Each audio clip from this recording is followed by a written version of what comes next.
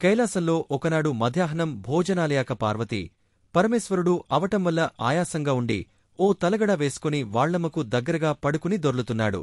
కుమారస్వామి అంటే విఘ్నేశ్వరుని తమ్ముడు పార్వతీ పరమేశ్వరుల రెండో కొడుకు అన్నమాట ఉన్నవాడికి మల్లే తిరుగుతున్నాడు.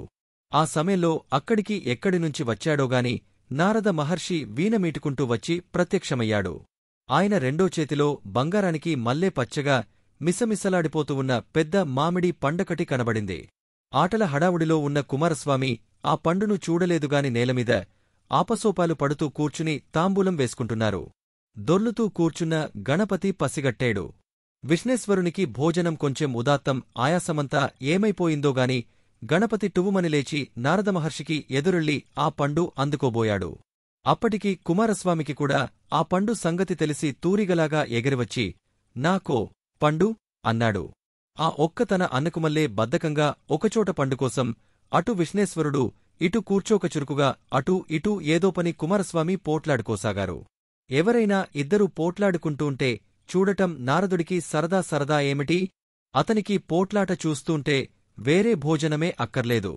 అందుకే అతనికి కలహ భోజనుడు అని పేరొచ్చింది. కలహం అంటే పోట్లాట. పోట్లాటే భోజనంగా కలవాడు గనక అతనికా పేరొచ్చింది. అందుచేత ఈ సమయంలో ఆ అన్నదమ్ము అడ్డరూ ఒక్క పండుకోసం కొట్లాడుకుంటూంటే నారదుడికి చాలా సంతోషగా ఉంది. కాని క్రమంగా ఆ పిల్లల పేచి చిలికి చిలికి గాలివాన అయి పండుకోసం వాళ్ళిద్దరూ కొట్టుకుని ఏడవటానికి సిద్ధమయ్యేటప్పటికి వాళ్లని తాను అలా ఏడిపిస్తున్నందుకు పార్వతికి తనమీద ఎక్కడ కోప వచ్చిపోతుందో అని భయం వేసి నారదుడు ఆ కొట్లాట ఏదో విధంగా పరిష్కారం చెయ్యాలని ఆలోచించాడు. ఏమోయ్ గణపతి, నిన్నేనయ్యా కుమారస్వామి, ఆగండి, దెబ్బలాడుకోకండి. నేను తెచ్చింది ఒక్క పండుకదా, మీకిద్దరికీ ఎలాగ ఇవ్వడం? మీలో ఎవరికో ఒకరికే ఇస్తాను. మీ ఇద్దర్లో ఎవరైతే 14 లోకాలు ఒక్కమాటు చుట్టి ముందుగా ఇక్కడకు వస్తారో వాళ్లకీ పండు ఇచ్చేస్తాను అని ఆశ పెట్టెడు నారదుడు.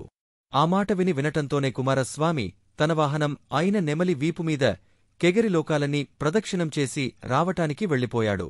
పాప గణపతి మాత్రం ఇంకా అక్కడే ఉండిపోయాడు.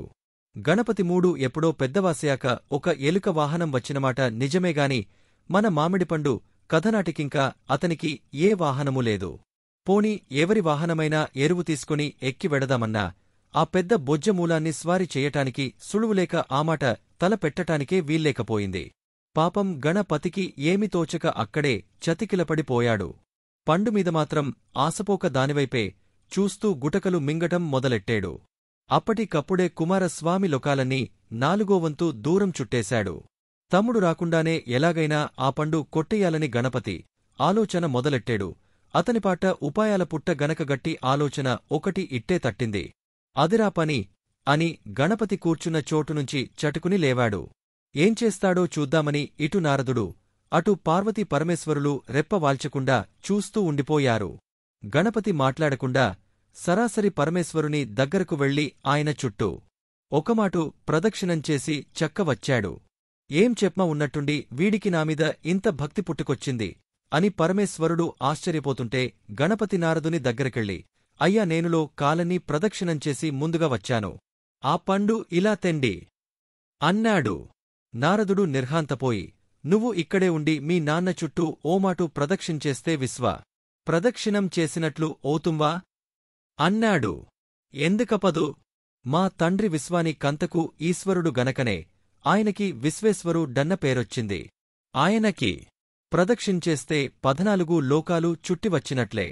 జలస్యం చేయకపండు ఇలా ఇవ్వండి అన్నాడు విఘ్నేశ్వరుడు. నారదుడు విఘ్నేశ్వరుని యుక్తికి మెచ్చుకుని మామిడిపండు అతనికిచ్చేశాడు. చేతికి వచ్చి రావటంతోనే గణపతి ఆపండులో ఉన్న రసం అంతా ఒక్కమాటుగా తొండంతో జురేశాడు. మధ్యాహ్నం 9 కాసేపటికి కుమారస్వామి రోజుకుంటూ వచ్చి నారదుడికెదురుగా నిలబడి పండు పండు అన్నాడు. ఇంకెక్కడి పండు? అప్పటికప్పుడే టెంకకూడా చప్పరించేసి ఆవతల పారేశాడు.